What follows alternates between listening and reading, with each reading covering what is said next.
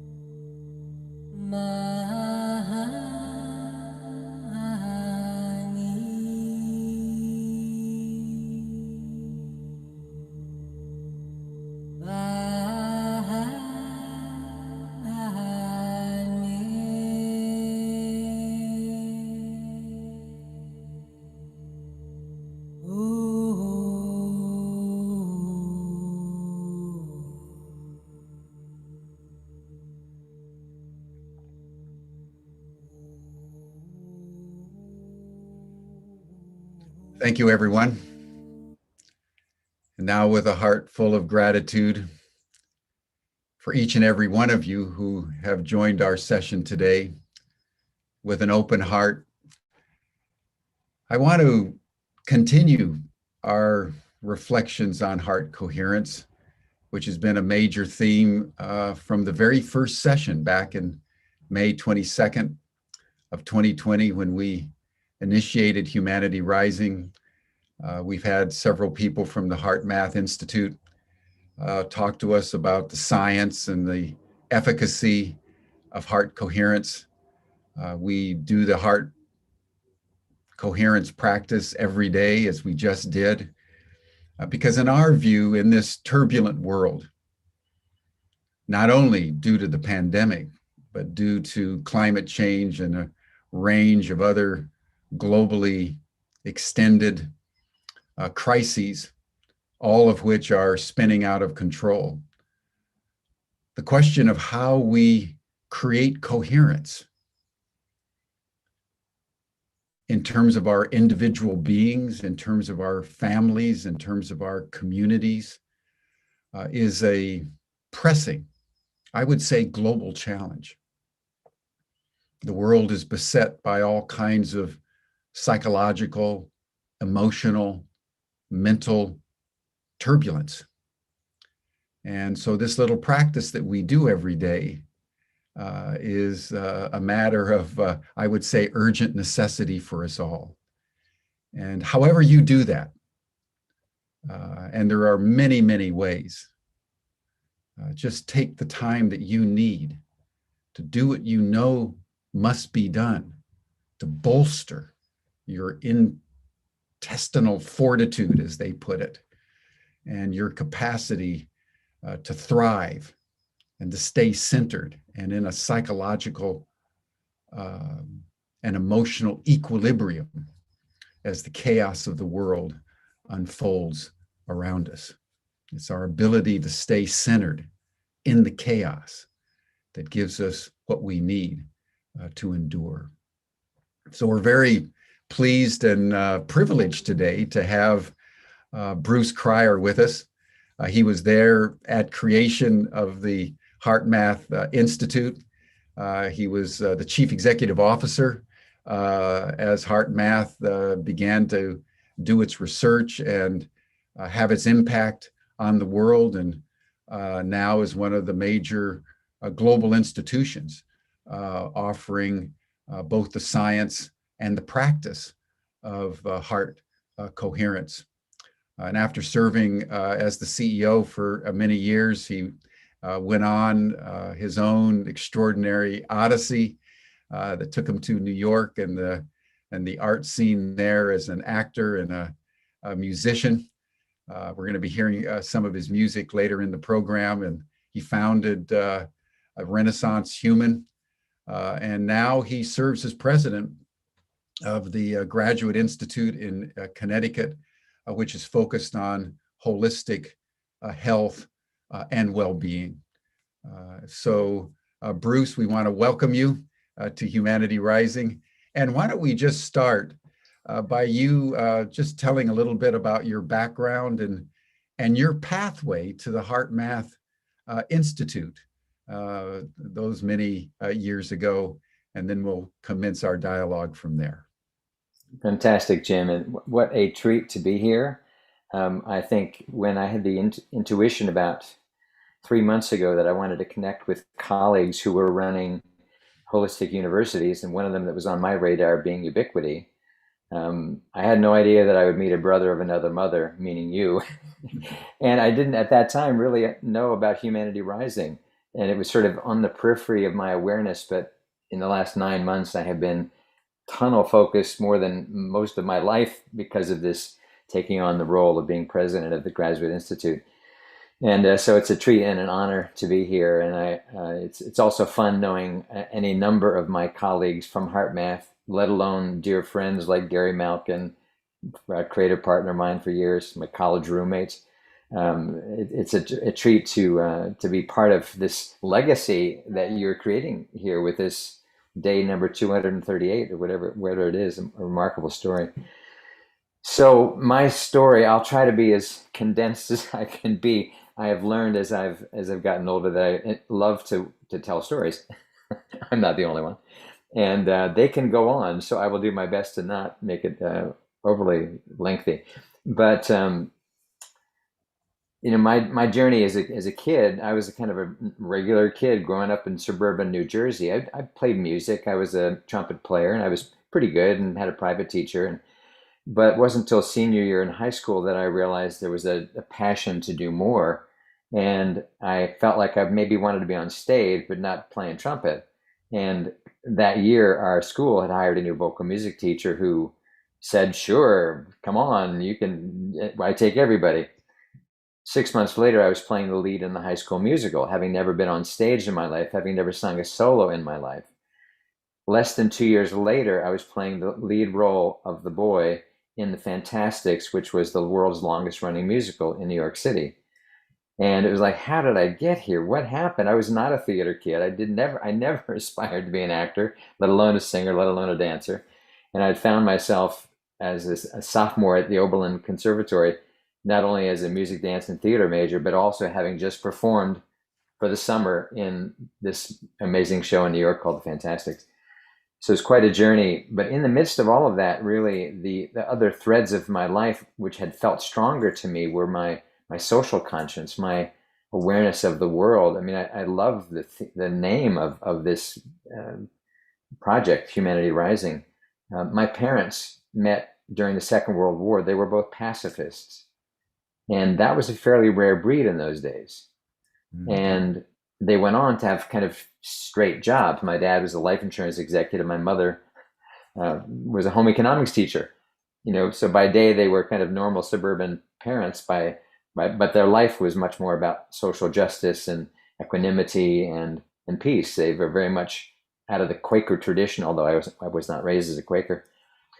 So those strands in my life, growing up in the 50s and 60s, the civil rights movement, the counterculture, which was exploding, and I felt part of that in a certain way. I didn't go full on hippie, but politically I was very left. Socially, I was very progressive, trying to do everything I could around integration and civil rights and whatnot. So to find myself suddenly in a full-on career in New York City as an actor, singer, dancer, was like Roadrunner time. How did I get here? And luckily I loved it. Luckily I had this amazing show I got to do. And at the end, I had done 800 performances of the Fantastics when I finally decided I couldn't keep playing a 19-year-old any longer. But beyond just that was a sense that was growing in me, that there was this spiritual yearning in me that was stronger than a desire to be on stage, even though I knew by this point I was good at it and people liked me and all that. And my girlfriend and I, who's a very successful actress in her own right, Joanne Jonas, now JJ McCready, she's part of the core team of HeartMath as well. She and I both together decided we'd move to California and explore the next phase of our life, kind of having our own little renaissance away from theater, away from show business, away from the madding crowd of New York, and set up home in the Santa Cruz Mountains. And about 2 years later, I met this very intriguing man who had as thick a Southern accent as anybody I'd ever met.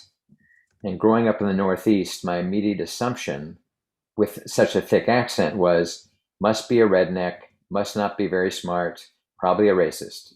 Well, none of those were accurate, in spite of the fact that this was a gentleman that was as culturally different from my background as I could imagine. And his name is Doc Childrey. And 10 years later, he founded HeartMath. HeartMath was not a thing yet. This was 1980 when I met Doc. But what I knew in meeting him was that I instantly felt care from him. I instantly felt like he was my older brother, a really caring, super intuitive, super sensitive older brother. And it was a very memorable connection. He actually stayed in our motorhome for a couple of days while he was traveling through the Bay Area. But this was back 1980, no internet, no cell phones, no email, no texting. I didn't see him or hear from him for like 7 years. And then he shows up one day and like, wow, where have you been? well, where he had been was in his own journey, continuing to explore and deepen his practice of the heart and his very, very deep personal study and collective study of consciousness and where humanity was going. And by this point, in the late 80s, he was evolving an idea to create an organization. And I was very intrigued. And part of what especially intrigued me was not that it would have a spiritual basis, although that had become my life. I was on a spiritual path, even doing business. But what really especially intrigued me was that he wanted to have science as a primary foundation of it, because of the idea that, the way I put it was, like the world needed another California-based self-help system, and yet that's what we were. But the difference was, we were going to really do rigorous mainstream scientific research on our theories, on our practices, on our techniques. And so that would differentiate us. And we felt that, being in the mountains just above Silicon Valley, that there was an appetite for this, not only in that area, but that the world needed this. The world was experiencing, back in the early 90s, the World Health Organization in the early 90s said stress had become a global epidemic 30 years ago. And we thought it was already maxing out then. And the internet didn't exist yet, except as a defense thing. And the communication channels we all take for granted, like this live transmission going all over the world, we take it for granted. It didn't exist back then. And it was already understood that stress was killing people all over the world. And so we came in and said, we have some solutions, and they're based in science. And our science is pretty strong. And as time went on, it got stronger. The science got stronger. And I know you've had Roland McCready, who is a dear friend for 40 years, who is the research director of HeartMath. And I think, although I was never in the research group, part of my job at HeartMath always was to be able to express the essence of the scientific information to corporate groups at Stanford University, where I've been teaching now for 24 years, to audiences on 4 continents where I've had the good fortune to travel. So I've always loved the scientific aspect of HeartMath because it grounds it. I think one of the challenges whenever we are the kind of people that are inspired to serve humanity and inspired by our own personal development is to ground the visions we have, the experiences we have of God, of humanity, of source, of whatever is our relationship, to ground that into something that can be communicated to people who haven't had those experiences and can be relevant in our lives day to day while we struggle with lack of income, lack of concern about our health, worries about the world, overcome by fears of what's happening in the world. How do you practicalize that? So what I think I'm especially proud of about what HeartMath did was in creating a simple set of tools that are both scientifically validated, but also highly practical. I mean, that exercise you led us through, just focusing on the heart and trying to feel a coherent feeling, meaning a peaceful feeling or a loving feeling or a grateful feeling. We can all do that just about whenever. Like right now, as I'm talking, everybody, tune in here, just focus in your heart as I'm talking and just notice the breath moving in and out through your heart, and just feel grateful that at this moment, live at the same time, thousands of people are doing the exact same thing. And that's pretty cool for me, for you, for all of us, let alone what impact that could be having on the world. We're all choosing at this moment to be more coherent in our system, to put out energy to the world that is more loving than it was 5 minutes ago, maybe, or more peaceful than it was, or whatever. So I love the fact that HeartMath, and we, I think, are especially proud of this combination of grounded in science, grounded in the practical technique of you can do it with every breath, whenever you think of it. And therefore something that just about anyone in the world can relate to. So the HeartMath years, as you mentioned, I was very involved since the beginning, and Doc asked me to be part of it back in the late 80s, and we started in 1990. The official date is 91 when we were granted our nonprofit status. And I was right there helping develop the original programs. I mean, and delivering the original programs. There's some controversy around who actually delivered the first workshop. Debbie and Howard are convinced they were the ones. Joseph and I think we were the ones. But at any rate, I was in the earliest, set of actual HeartMath workshops being delivered. And at some point when I stepped down as CEO in 2011, and I was not CEO the whole time. It was only from 2000 to 2011 that I was CEO of the for-profit side. But when I stepped down, I calculated that I'd done about 2,000 HeartMath presentations at that point. And 10 years later, I'm not doing as many as I was, but it's now 3,000 or 4,000 more or total. So I've done it a lot, and it's in me, it's on me, it's through me, it's of me. it's something I lived and taught in so many places and so many days and nights. It's definitely a huge part of me. And the challenge for me, and this part of my story, is that in late 2009, I'd been having some kind of scary health symptoms and waited too long, but finally went to a doctor, and I had bladder cancer. And not a fun diagnosis, not fun to find out for sure it's cancer, but that was strangely relieving, because when you go into a surgery and you don't know, you're fearing the worst. In this case, we knew.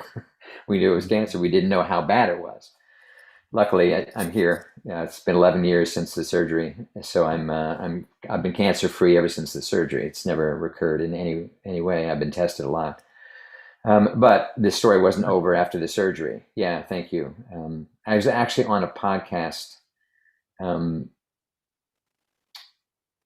Decembers ago, and telling this part of the story. And I looked at the calendar, and I choked up, and I said, "It's 10 years ago today that I had my surgery." It's not 10 years ago today, but when that happened to me. It was December of 2019 that I was on the podcast live, suddenly realized, oh my God, it's 10 years ago today that the surgery happened. But as I started to say, the story wasn't over with the surgery, because I had to then go into treatment to make sure the tumor didn't grow back. And the treatment started giving me staph infections. And the staph got into my blood, which is in itself a life-threatening condition. I was hospitalized for that. They couldn't find it. They sent me home with a PICC line. I had to infuse a very strong antibiotic. It was MRSA, for those of you who are medical. MRSA is the worst kind of staph, because it's the hardest to treat. So 6 weeks of 6-hour per day infusion of a very strong antibiotic. And then I got another staph infection after that, in spite of all that. So now it's been 10 years since I've had a staph infection. So all that's also in the past. But all this was going on. Meanwhile, I had arthritis in both hips from having been a dancer, having run on too many roads for too many miles for too many years.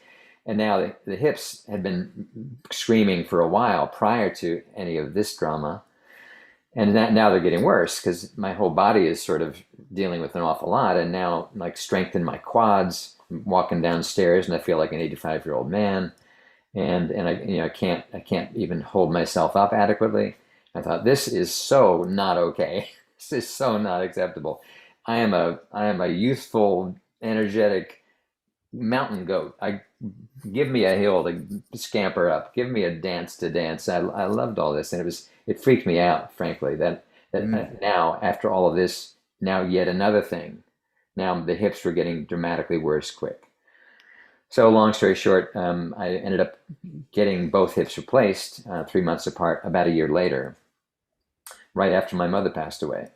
So my mother, who was declining with Alzheimer's, she passed away in about a little more than a year after the surgery for the cancer. And then a few months later is when I had both hips replaced. So, and my marriage was also kind of on the rocks. So other than that, nothing going on. Friends of mine would say, so did you find the list of the top 10 stressors and just decide, let's just get them all out of the way at one point? And my humorous way of thinking about this now is that I decided to get old age out of the way. I went through lots of old age things, like cancer, bladder cancer, staph infection, hip replacements. I also had shingles at the tail end of all this, very mild case, all old age stuff. So I've kind of gotten that old age out of the way. So now it's all downhill. I think I'm going to do kind of a Benjamin Button thing of just getting younger and younger now. But seriously, it was a very challenging time. The physical dimension was only one part of it. The emotional part was at least as challenging. And the self-reflection of what does this all mean? This is not just one, one event's one event, and you can kind of deal with it and have your ways of managing it and solving it. But this series of events, series of unfortunate events, um, was something I couldn't kind of ignore. And more I began to realize that there was another part of me trying to be born through this, and that it didn't involve being CEO of HeartMath anymore. It didn't involve being as directly day in, day out involved in the management of HeartMath, let alone the kind of spreading of it through teaching and speaking and whatnot. But I didn't know what that other thing was because I was still in the middle of healing when the decision kind of came finally in a decision to talk to Doc and say I need to move on now and explore something else. I still had another hip to be replaced, so I didn't have a plan. I didn't have like, here's my plan. I'm gonna get healed and get stronger, and then I'm gonna start singing and start performing again. Not at all. I had no idea really what I would do. I just knew I needed to heal, and I knew I needed to have some space to kind of take in what all had gone on in my life over the last couple of years. Bruce, And let me just interject. Let me ask you a question that's just coming up for me on this, because we associate doing heart coherence practice, meditations, with a practice that engenders an equilibrium and health. And, Roland McCready, who's been on, talks about that it releases, over 1,000, chemicals and hormones and good things into the body that induce health. How did you in your own life and in your own mind square the thousands of hours in heart coherence with a complete breakdown in your health that took you near death, and then was in a complicated, because one would think that if you're doing the heart coherence meditation, that would be a way to ameliorate those symptoms and those experiences. I mean, how did you process all this through the heart coherence that you had learned? What's the relationship that you would draw upon reflection back toward that time? Wonderful question. And I think, as I've told the story in the past, many people have had the same thought. Like, I thought this is supposed to be so, like, you'll never get sick if you do this kind of, not that that was ever said by HeartMath, nor did any of us really believe that. But it is a natural thing to kind of assume, well, if you're able to get yourself into such a coherent state, then nothing, quote, bad will ever happen to you. I think there are a couple of ways that I've looked at it. Number one, who knows how much worse it could have been had I not been doing all that practice. I am aware that because when I went to the doctor, when the doctor did the first hip replacement, he came into me the following morning after the surgery, and he had a smile on his face, and he said, people have different ways of dealing with pain, different thresholds, and most of the patients that I have are a lot older than you, me. And most of them have lost 20 to 30% of the cartilage in their hip, and so it's bone on bone, and they're in a lot of pain. He said, you have lost between 70 and 80% of the cartilage in your hip. I don't know how you're handling the pain. And I was like, I don't know. I am what I am. But what I reflected on later was that all the skills I had developed in being able to take the drama out of pain, and be able to relax in the face of pain and kind of live with it with some measure of peace, served me in certain ways, but also allowed me to delay dealing with something that probably I could have dealt with earlier with maybe less severe consequences, meaning the hips. But I think the other dimension of this is that I am of the belief that we as souls come in with a certain blueprint of what the big events of our life are going to be, and that are significant in leading us along a certain path. the random way that I met Doc, met Doc Childre back in 1980. I happened to ask him where he was staying that night. And he said, nowhere. I said, well, we got a motorhome on our property. You want to stay with us? And that began a couple of day conversation, which created a relationship that if I saw him today, we'd be given a hug. We wouldn't want to stop. And we'd spend hours in camp talking. I mean, it's like that relationship is so powerful still. So, so I absolutely have looked at it that series of events was part of my soul's growth, because I felt before that happened, one of the things that created distance between me and other people sometimes was this sense that people would have about me, like the story sounds kind of like a golden upbringing. You have two loving parents that are against war. You already had that, and they were creative people on top of that. 5 sons, none of us fought. We were like loved each other pretty much. We got together well, got along well together. Magical things happened, given a lead in the High School Musical, given the role in the Fantastics, given this, being asked to be part of HeartMath, being part of the core team. It sounds like a magical life. And a lot of people had me kind of on a pedestal, like, has anything ever gone wrong? Have you ever had any problems? And then all that happened. Right. And suddenly I was not only relatable to people, it's kind of like, oh my God, how did you get through all of that? And look at you now. Now you're like young and got energy again, and it's so inspiring. And I thought, if my soul needed to take me through that so I could have levels of compassion that I had not grown up with, as loving an environment as I was in, but I hadn't had to relate to suffering in that same way. And it was incredibly humbling.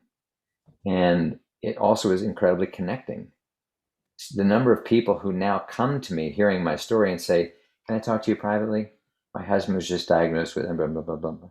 Is there anything you can tell? You know, the number of times that people have come up to me with serious things and asking for help. And I say, I'll do what I can. I have a lot of connections, a lot of friends that maybe I can help you. I'll do what I can. And so for me, in my own soul journey, I realized I needed to go through that, as painful as it was. And the part of leaving HeartMath was as painful as any of it. And while I didn't leave, I still was employed for the next several years. I was not gone. I still stayed living in the town for a few more years. I was not in management anymore. I wasn't part of the core group anymore, right, and all that. So a lot had changed.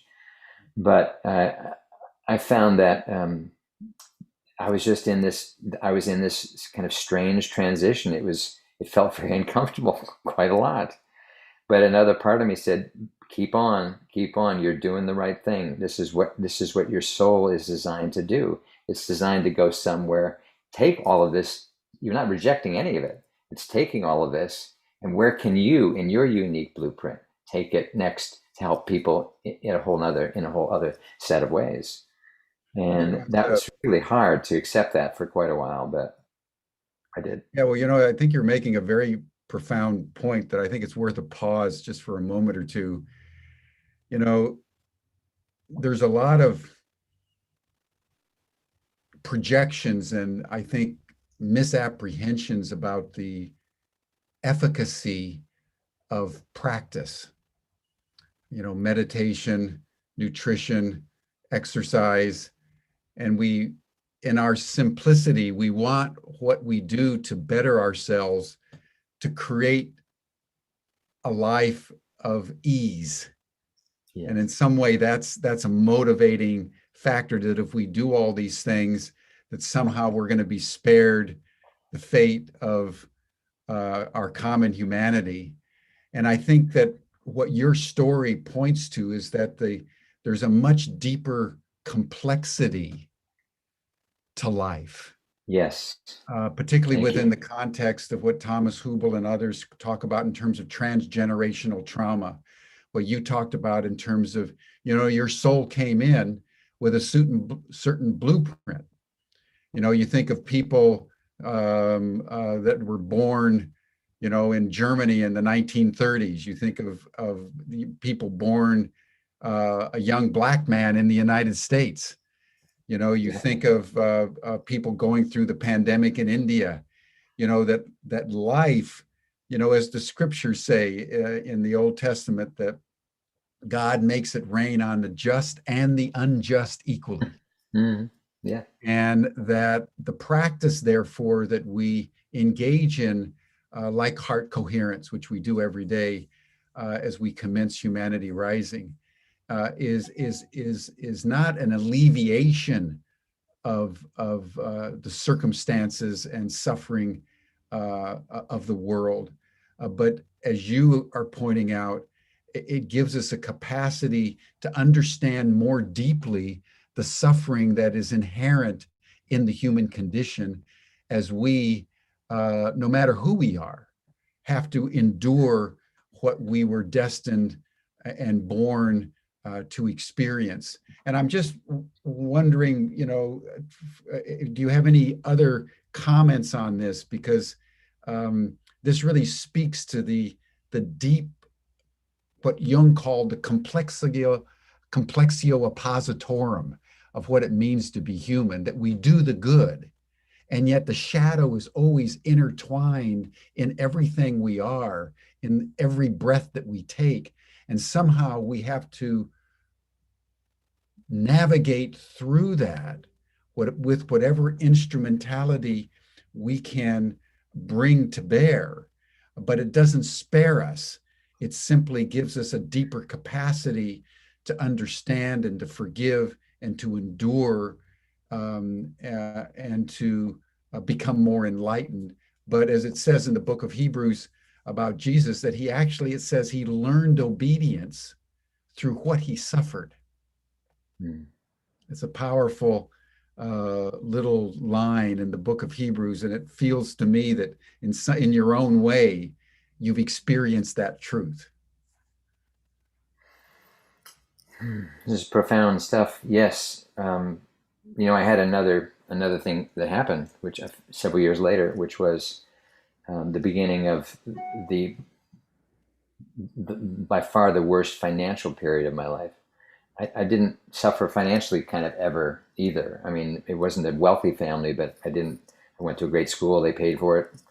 I always worked. I was never without work, even as an actor, let alone one job to the next. I never was without work. I never was without gainful employment that paid me adequately. I never got rich out of any of it, but I never worried, really.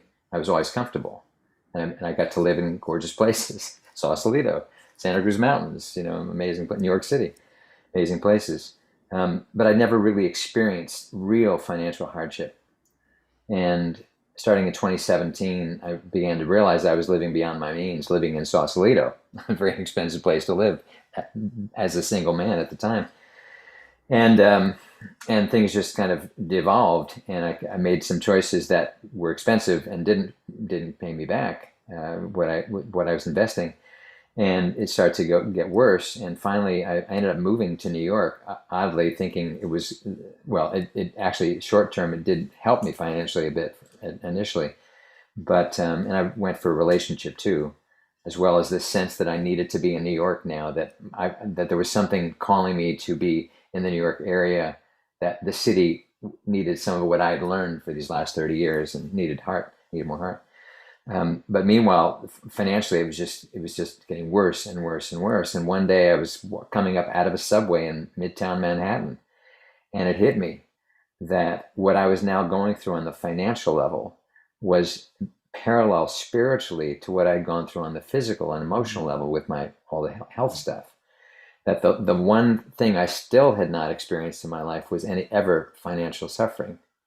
And over the next couple of years, the number of times I did not know how I was going to pay rent today or next week. The number of times it's like, how are we going to do it? How am I going to get through this?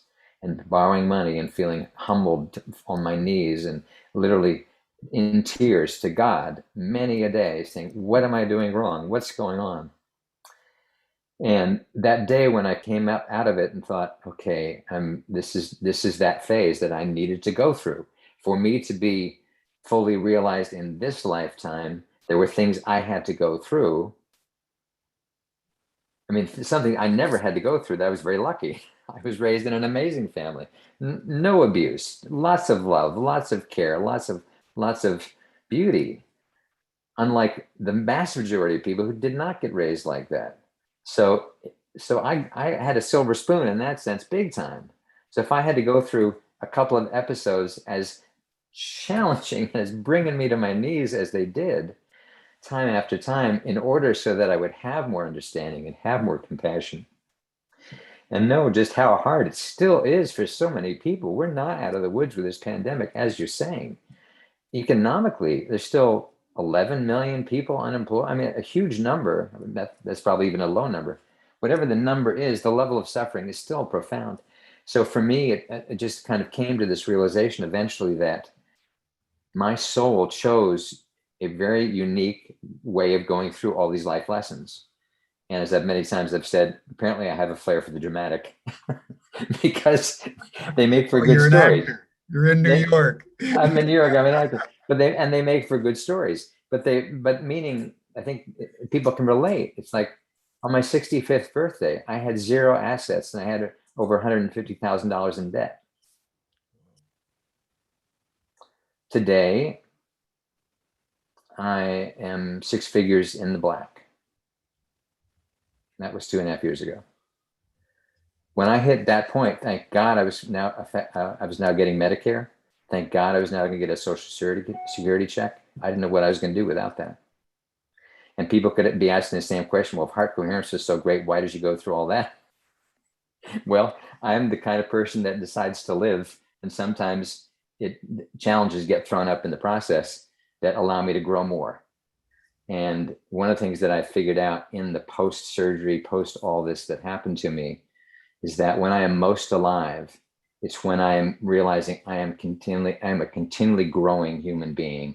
And the gift of being human, what I call the Renaissance human, is that we all are born with the capacity to continually give birth to new parts of ourselves. I have become a bit of a money magnet after years of not.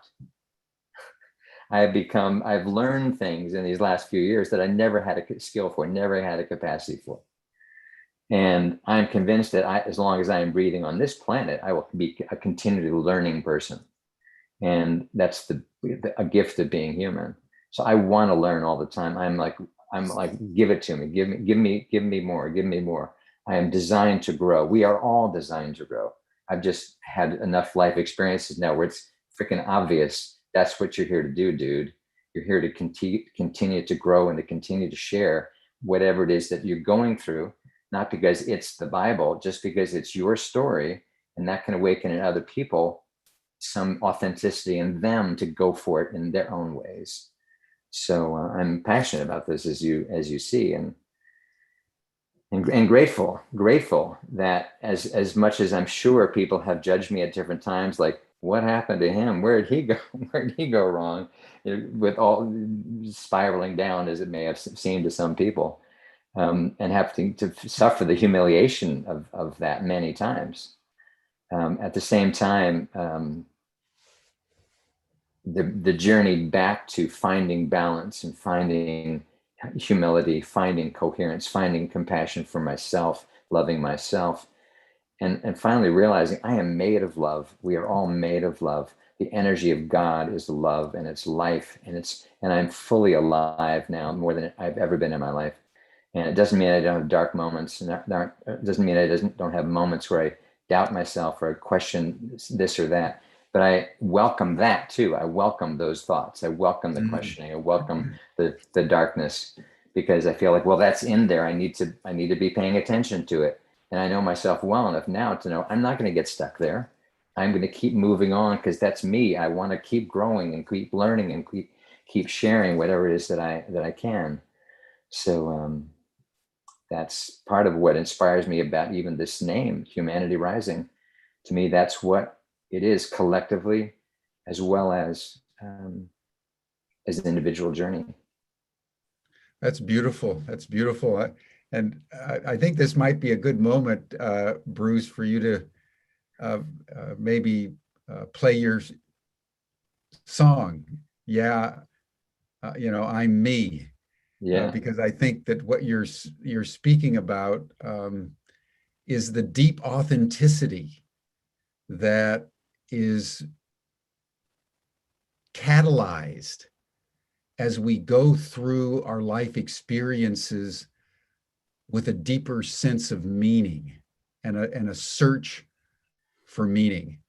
That was Frankel's great realization in the camp at Auschwitz. Yes. You talk about suffering, that it was the capacity of the Jews in that situation to understand exactly what you just said, that somehow in a mysterious way beyond understanding, there's a capacity to discern meaning here. There's a capacity to deepen one's sense of knowing why you're here, and therefore what you have to bring out of your innermost being to endure what circumstances demand.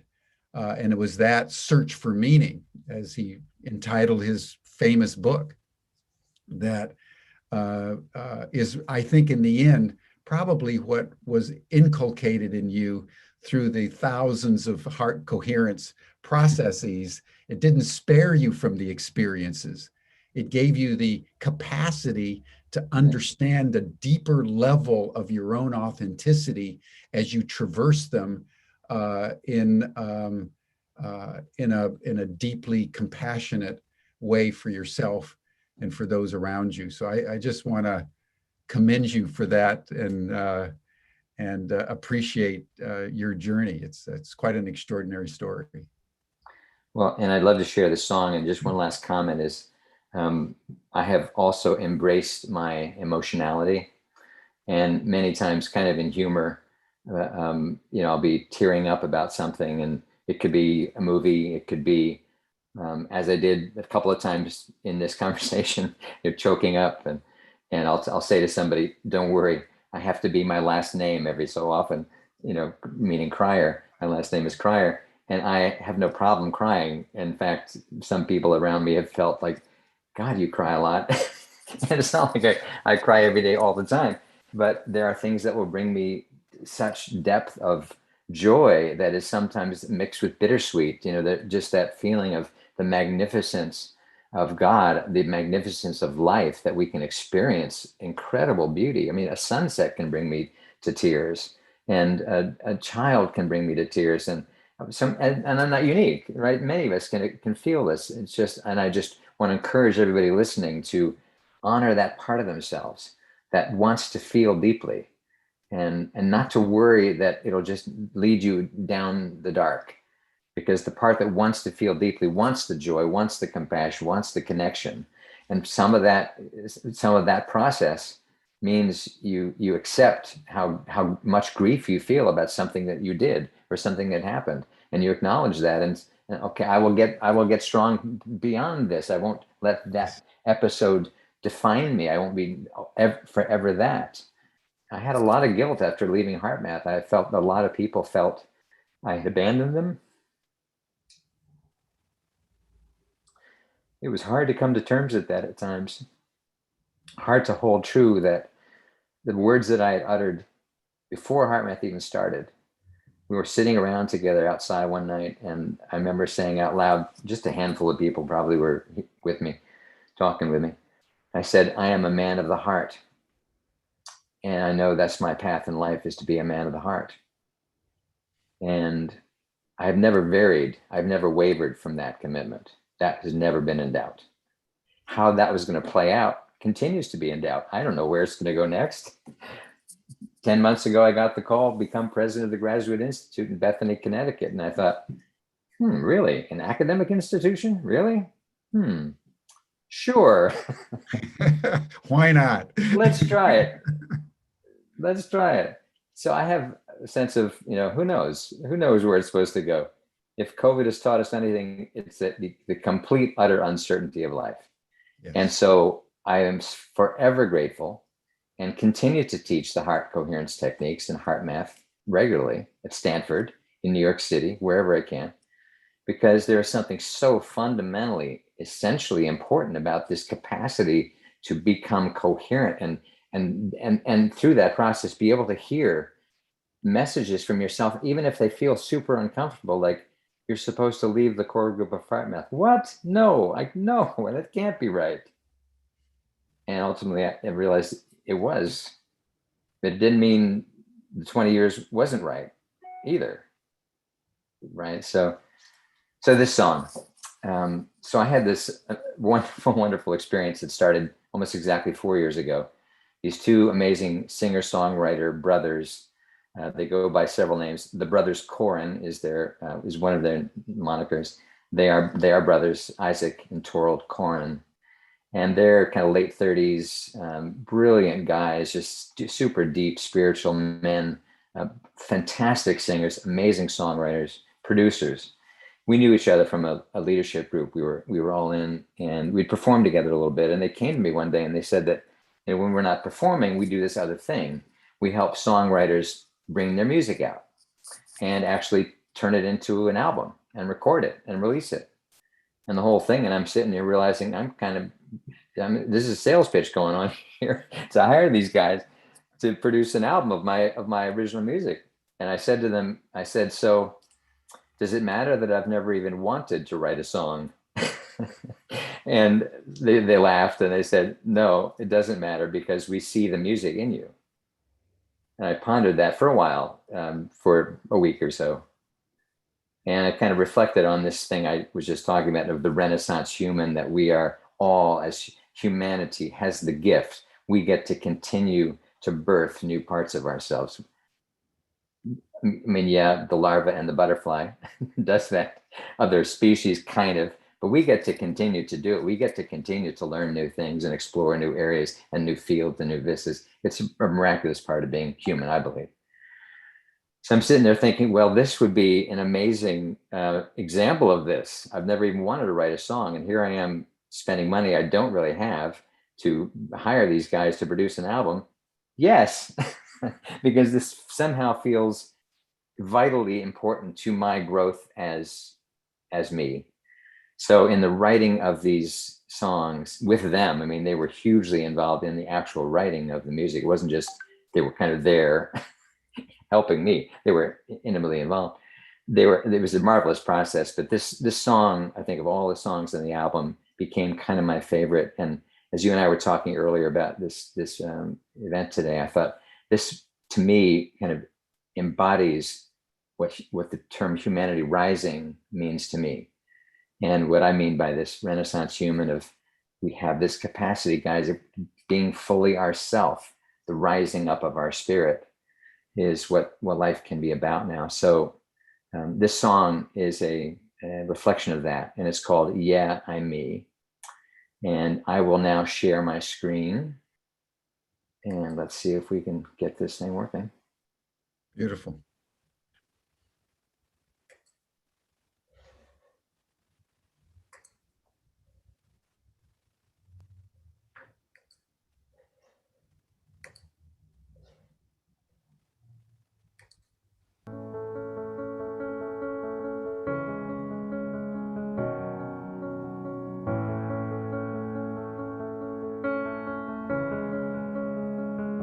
In my darkest place, I grew fearful of the light. It made my heart so small, just like a face with no delight. When we grow up scared, living like a refugee, and I have lived that way, and I won't ever go back to sea. In my heart, I know I'm the way that I'm designed to be, and I will let you know the truth I see when I am me. Now I live in light. I look up to the sky to keep me bright, and I know the way. And I'm living here all day and night. Yeah, me, oh.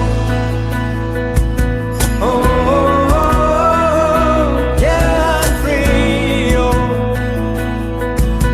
Oh, oh, oh, love is free, oh. Oh, oh, oh, yeah, I'm me, oh.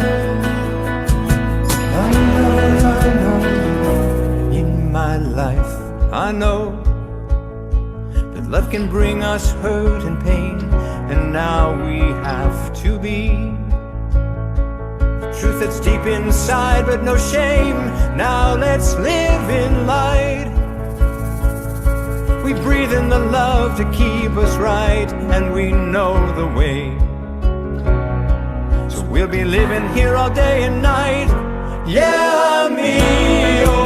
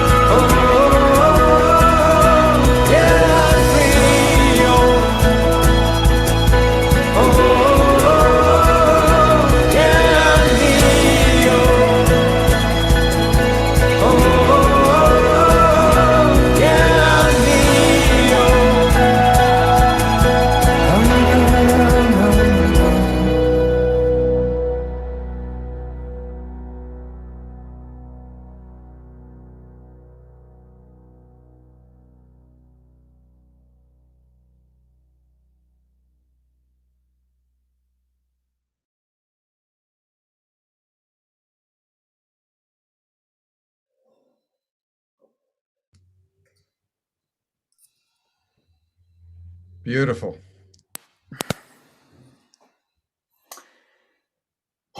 Thank you. Shout out to Isaac and Torald Corin, my brothers, my collaborators, my amazing co-writers. They were just, it was just a remarkable process to go through and accept the idea that I could actually write music with them. Without them, not so sure. And to the woman who put that video together, who's become a very good friend. She's one of our team at the Graduate Institute, Jazzy Katz, put that video together for me, and it's such a beautiful representation of the song. Hey, Bruce, we have some static going on with mine and Me speaking. Is it still? There we go. No, There we go. you're good. Okay. Thank you. So again, just thanking the people that were so instrumental, and Gary Malkin. I have to give a shout out to Gary, because Gary and I, college roommates at Oberlin Conservatory, best friends for years. The last 9 years, done a lot of performing together, and Gary was very helpful with me in the process of working on that album, and kind of giving me some confidence that I could.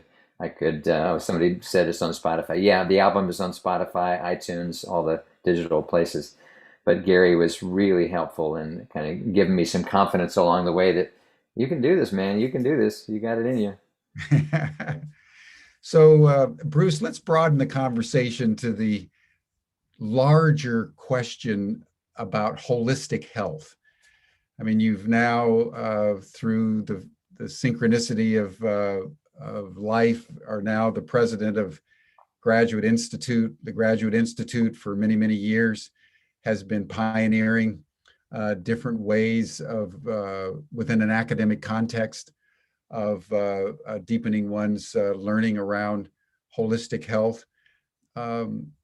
two parts, obviously, to this question. What do you feel intuitively out of your life constitutes holistic health? And then tell us a little bit about what the Graduate Institute is doing right now on the frontiers of this very important domain in human affairs. Yeah, great. Thank you. Well, I think, first of all, the first part of your question, yeah, I think kind of since college, at least, I have felt drawn to kind of the principles of being holistic, the idea that any system, a human being, a family, a community, a school, an organization, a nation, a planet, Mother Nature, and humanity, systems are, by definition, whole systems, and they're integrated in ways that we haven't always been able to see. The idea, I mean, the example that I often give is when I sat there in the doctor's office and he told me definitively, it is cancer.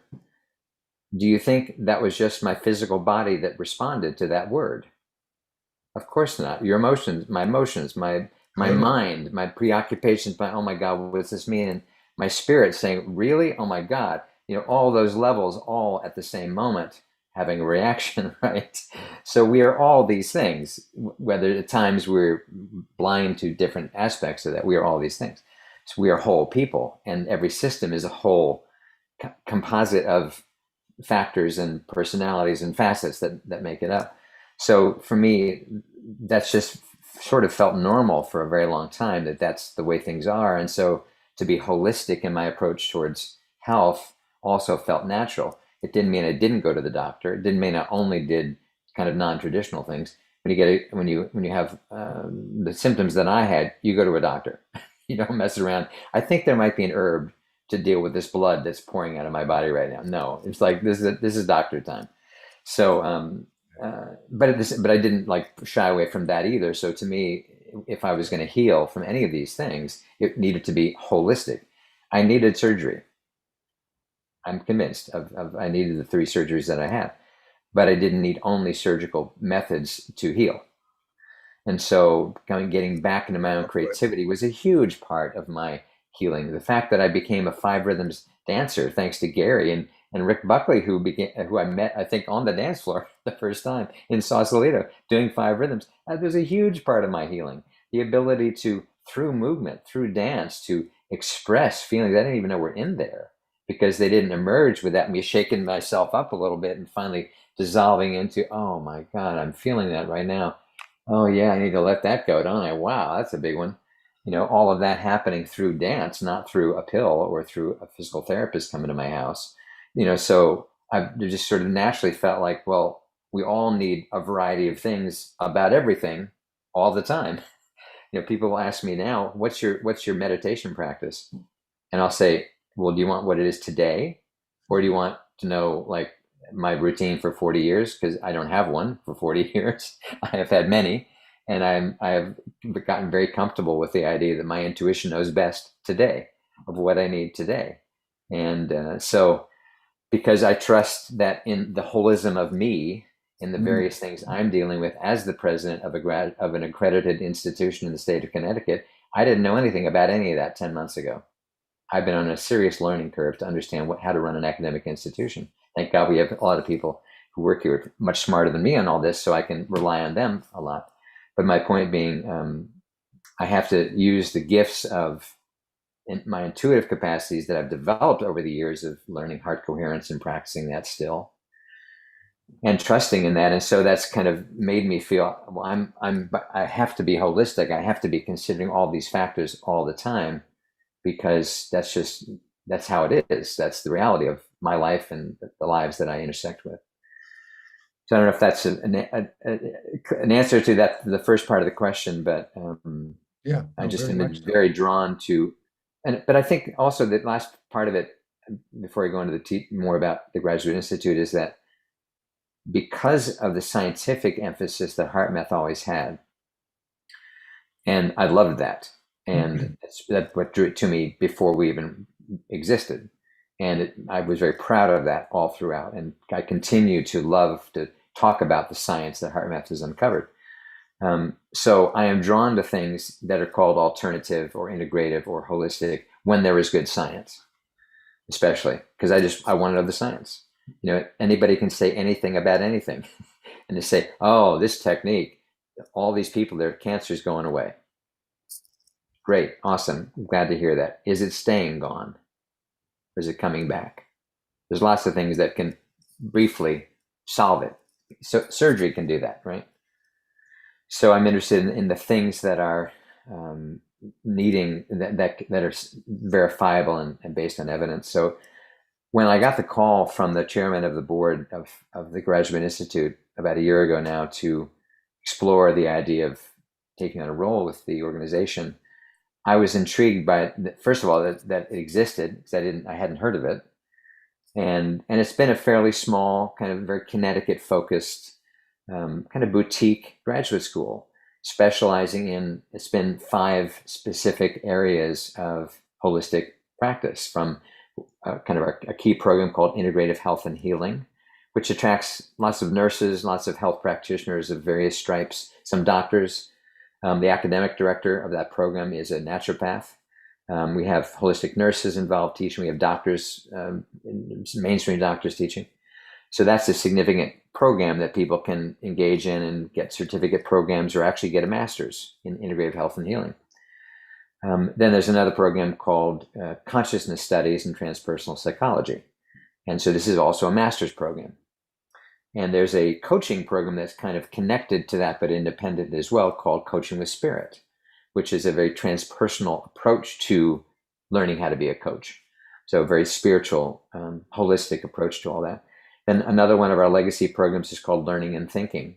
And teachers have loved that because you can get a master's in learning and thinking. It helps your career to have a master's, but you're also learning things you didn't get probably in your education programs. So part of and then there's another program called Organizational Leadership that has a more transpersonal, transformational approach to how we lead organizations. And lastly, the 5th area is called Creative Writing and Storytelling, which is pure program of creativity and how this can all, how learning these tools can make us a great writer and give us great joy as a writer. So we have been to this point 5 program areas with coaching programs and certificate programs, but a lot of the focus being in the master's degree areas. COVID changed every conceivable aspect of most schools of higher education, and of course, I'm talking to somebody who's CEO of one right now, Ubiquity, and so we had to go online like everybody. It completely changed our model. We were weekends, in-person, cohort-based. You hang out with the same group of people over 2 years, once a weekend, a month, and people loved that model and loved the intimacy of it and the collaboration, the collegiality of it. And that all left as of a year ago, and it hasn't returned for us yet. And it forced a lot of rethinking. And then I came in without any attachment to the past. So I come in kind of a HeartMath guy, and so all that we did to build a global organization with HeartMath and how much we were into science and how hugely important that was. I've had many ideas about going online, about creating programs that are much shorter and much simpler and much more affordable than master's programs. I'm calling them gateway programs that will be a taste. And you and I discussed this, what the audience doesn't know is that since we both run educational institutions, we have these other conversations that are about courses and accreditation and all kinds of interesting things as well. But we're in an interesting trajectory, I believe, because we're at this time where we have had the ultimate holistic event called COVID. COVID is the ultimate integrative event. If we still want to doubt that we are not one integrated humanity, interconnected whole, what more proof do we need? We have an organism that has given us all fear about our mortality, all fear about finances, all awareness that how was it spread initially? International travel, most likely. It didn't just all happen in China. It was being spread by people innocently traveling all over the world because we're one humanity. So to me, it's the ultimate holistic event. But my point is that I believe that there has been a tremendous awakening too, that this has pushed people over the edge of doubting our interconnectedness to the point of, wait a minute, how can we sit here and not bring up India and Brazil, as you did beautifully at the beginning of this talk, Jim? You know, we are connected. I mean, my friends in India, and I don't have a lot of friends, but I'm watching, thanks to Facebook, you know, what's going on and hearing their pleas, and just think, oh my God, this is at a whole nother level, a whole nother scale. It was bad in New York. I mean, living in New Jersey on the Hudson River and the lockdown and being in the city as the city was locking down, that was scary. The scenes of what's happening in India is a whole nother level. And those are our brothers over there. Those are our brothers and sisters over there. And I think that's a reality that's more visceral than ever. So for institutions like Ubiquity, for the Graduate Institute and others, I think there's a receptivity to messages that we're putting out that's just higher than before. So our challenge is, how do we get it out there more? So that's why I reached out to you saying we should be collaborating, even though we're tiny compared to you, compared to you guys. We're smaller, at least, not that tiny. We need to be helping each other. We need to be, messages of light and humanity rising. Totally. How do we help each other, right? And you've been so helpful, so opening your arms, opening your doors. Someone's asking for a link. It is we have the best URL ever. It's called learn.edu. I don't know how they got it. Learn.edu. That's the URL for the Graduate Institute. I just put it in there. But it's an exciting time, I think, for all of us that have been pursuing holistic, transformational, integrative paths in all different ways, that we have an opportunity now to truly see things that way and to realize that it doesn't have to scare us. It can inspire us. We have to be scared that climate change is the great unifier. I mean, yes, it's scary, but we have the ability to come together and unite and continue to raise our consciousness, raise our level of humanity in the name of solving these issues, which are so clearly systemic these days. They just, good luck living on an island and not being affected. Very, very, very true. And just so everyone knows, Bruce and I have become very good friends over the last months, as the head of two very innovative learning institutions, both of which have gone through the travails of the pandemic, both of which are committed to human renewal and the human renaissance and humanity rising, both of which are offering health vivifying and spirit renewing courses in the true spirit of what education was originally envisioned to be. If you think of educare, the Latin word for education, it means to bring forth, what Plato called the enlargement of the soul. And that's what the Graduate Institute has been doing. And for those of you who are interested in any of the 5 domains that Bruce indicated, you might go on learn.edu. It's a very powerful little node. It's one of the light centers of planet Earth right now, along with Ubiquity, and we're already in discussion about how we can collaborate in the spirit of what we call radical collaboration. So I just want to commend the Graduate Institute to all of you. And as we bring this dialogue to a close, Bruce, just a final comment on your part as to, given everything that you've been through, which has been an extraordinary odyssey, where you've amalgamated, the depth of the heart coherence practice into a dramatic circumstance of just life. As we now continue to look ahead, knowing that the pandemic is still very present, I think in part because we haven't learned enough about the holism of the world. I think you're absolutely right in that observation. What wise counsel, what virtue, what practice, what advice would you give to all of us today, drawn from your own life experience, that might be able to help many of us watching the session today to be just more empowered as we face the future? Well, what comes to mind is a phrase that we used to use in the early days of HeartMath.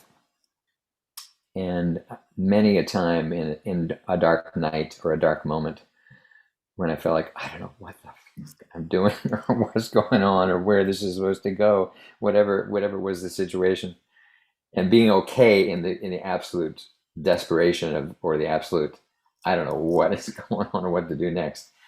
A little voice in my heart would say, just love the people. Just love.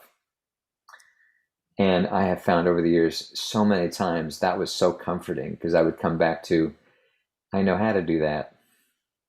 This next phase of how I get out of this financial hole I'm in, I don't know how to do that, or I wouldn't have gotten this deep into this hole. So I'm not going to be able to figure that out. Something else is going to have to occur. But I do know how to love. And I do have enough confidence, not only in my capacity to love, but in the impact of what that can have in unseen ways. So going into my old building in New Jersey, as I was 2 weeks ago, and saw this guy that has become a dear friend. He's a 30-year-old guy who works at the concierge desk of the apartment building where I used to live. And we're like brothers. And seeing Andy and giving him a hug, fully masked, both of us, but hugging him anyway. Because damn it, I'm going to hug you, man. Because every time I see you, we hug. That's what we do. And because I can love him, and he loves me, and that connection. And I think that's been especially hard in this last year. Whatever about the lockdown and not having the freedom to travel, and unfortunately a fair amount of narcissistic behavior that I think has emerged in all of this. One of the hardest parts has been the inability to hug or to connect in more intimate ways that so many of us have been used to. So to me, I think that mantra, just love the people. It's very easy to not know conceptually, mentally, to be just completely stumped and I don't know how we're going to get out of this one. Well, guess what? The mind is not probably going to be the way. So that's really okay. The mind isn't going to figure it out. So it's the ability to say, let's go back to love. Let's go feel love right now. Let's just love somebody who I'm talking with right now. I love you, Jim. I mean, I sincerely mean that. You're an awesome human being. The first time we talked, I thought you were so warm. You are so friendly, so open, so engaging. I thought, man, what I raved about you to a lot of people at TGI. I had this amazing call with this guy named Jim Garrison. And I was like, how did we not meet before this? So anyway, my point being that love that I felt from you, which I feel towards you, that I know what to do.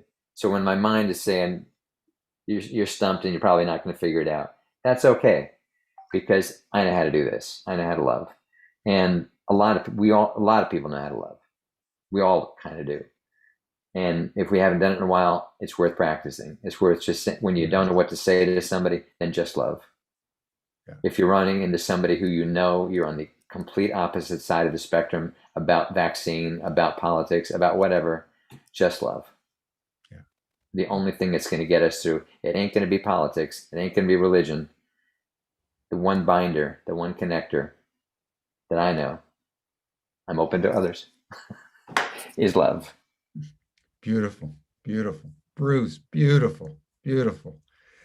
Thank you, brother. Thank you so much. And by the way, everyone, Kathleen Riley is hosting Bruce on a live TV on Sunday. And Kathleen put the in the Awake TV. Yeah. Awake TV on Sunday, and she put the link in the chat box. Kathleen is also convening our Monday session as we start next week on soundscapes. Kathleen has been a regular contributor to Humanity Rising and always brings an extraordinary array of artists to Humanity Rising. And there's another group of artists that will be with us on Monday. And by the way, on Saturday, we have another artist, Kim Rosen. Kim has been our poet laureate. She's doing a live workshop. I put the link in the chat box. She's going to be doing a live workshop at 10 o'clock a.m. Tomorrow morning on the Ubiquity University. So you may want to check that out. But Bruce, I'm going to suggest that we close out with your second song. Okay. I think that would be wonderful to have people just to feel Bruce Cryer. He's someone that I love as a brother. Well, from the first instant, I think, Bruce, it would be safe to say it was love at first sight. I agree, man. I agree. Yeah, absolutely. And, well, I will tee it up right now. So the song is called "The Only Way Is Through," and while it was written about a relationship, and if you can hear the lyrics well, I noticed on the first track the lips in the video weren't in sync, thanks to too many people on Zoom probably or whatever. But this other song, "The Only Way Is Through," was written initially very kind of a personal relationship kind of thing, but the theme of it, the only way is through. It's like at those moments of like, oh man, where do we go? Keep on going. Yeah, the only way is through, and do it with your heart. So that's the spirit of this one. So let me find it, and I'll get it running here real quick. And while Bruce is looking for it, let me just say that what comes up for me is, the way the Beatles in I think their best album, Abbey Road, with those great lines, in the end, the love you take is equal to the love you make. And with all the craziness, the fake news, the contradictions, the polarizations in the world, I think the advice that Bruce has given us today is the only true advice. And that is to love one another. To love as we would want to be loved. To love when we don't want to love. Because it's that capacity that is true heart coherence.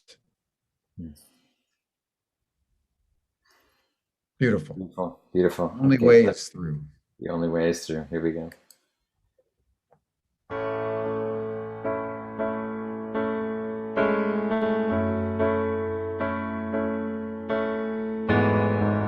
When we're in the dark, feels like a huge mountain.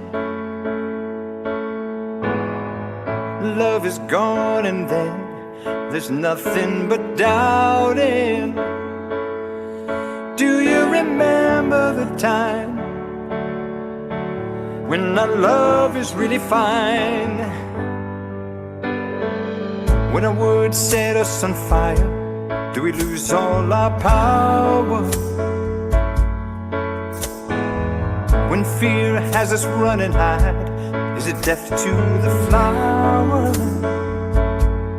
Or can we find that place again? Or will we wonder where it's gone? The only way is through. I know it's true. How about you? The only way is through. Nothing to lose, nothing to prove. My heart was on, love's moving through. The only way is through. How about you?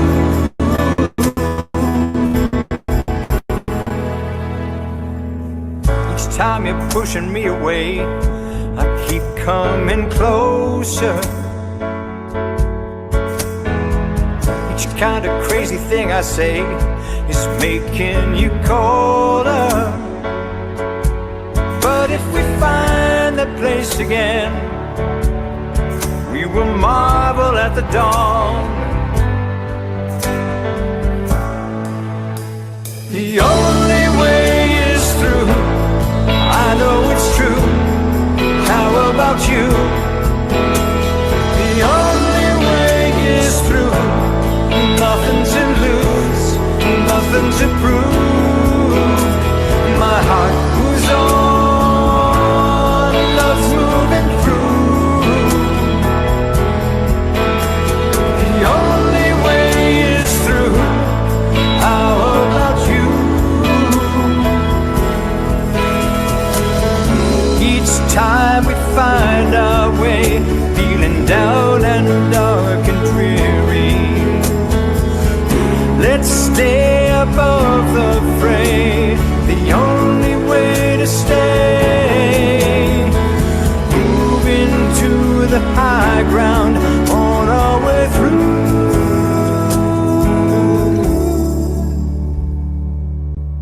The only way is through. I know it's true.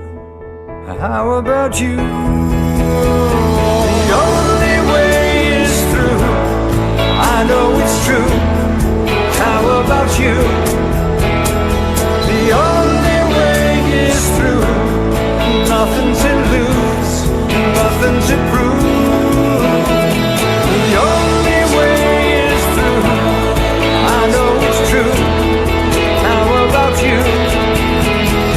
The only way is through. Nothing to lose, nothing to prove. The only way is through. I know it's true.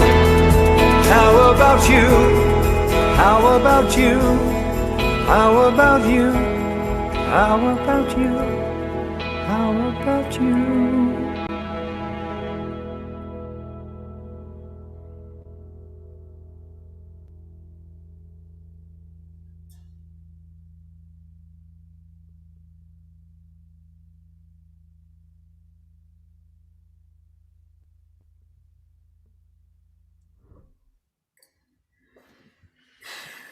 Thank you, Bruce.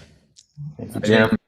Shannon MacArthur just called it in the chat. She said, thank you. Our hearts feel better now. And I think that's what is all there is left to say, is that our hearts feel better now, Bruce. Thank you. Thank you. Thank you so much, Jim. What an honor. Thank you, everyone. Kim Rosen tomorrow on The Medicine is Poetry. Bruce and Kathleen on Awake TV on Sunday. And then Kathleen's going to be with us on Monday, probably with a full report of how it went with the two of you on Awake TV. But Bruce, we salute you. We love you. You've made our hearts feel better. Thank you. Thank you, everyone. We'll see you again on Monday for Humanity Rising. Bye-bye.